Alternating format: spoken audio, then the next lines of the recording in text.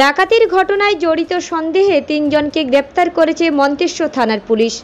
ধৃত শফিকুল শেখ ও রাজা আনসারি এই দুইজনের বাড়ি মন্তেশ্বরের কুসুম গ্রাম পঞ্চায়েতের কুলুট গ্রামের বাসিন্দা। ধৃত অপরজন রাবিকুল শেখ মন্তেশ্বরের কুসুম গ্রাম পঞ্চায়েতের সফেদা গ্রামের বাসিন্দা। পুলিশ জানায়, গতকাল গভীর রাতে মেমারি মালডাঙ্গা রাস্তায় জয়রামপুর ব্রিজ সংলগ্ন এলাকায় 7 থেকে 8 জনের একটি ডাকাতের দল ডাকাতির উদ্দেশ্যে জড়ো হয়। গোপন সূত্র মারফত মন্তেশ্বর থানার পুলিশ খবর পায় এবং ওই স্থানে পুলিশ হানা দিয়ে ডাকাত দলের পিছু ধাওয়া করে তিনজনকে ধরে ফেলে পুলিশ। বাকিরা অন্ধকারে পালিয়ে যায়। ওই তিনজনকে গ্রেপ্তার করে মন্তেশ্বর থানায় নিয়ে আসে পুলিশ। তাদের কাছে থেকে উদ্ধার হয় দড়ি, শাবল সহ ডাকাতির সরঞ্জাম। ধৃত তিনজনকে আজ কান্না মহকুমা আদালতে পাঠানো হয় মন্তেশ্বর থানার পুলিশ।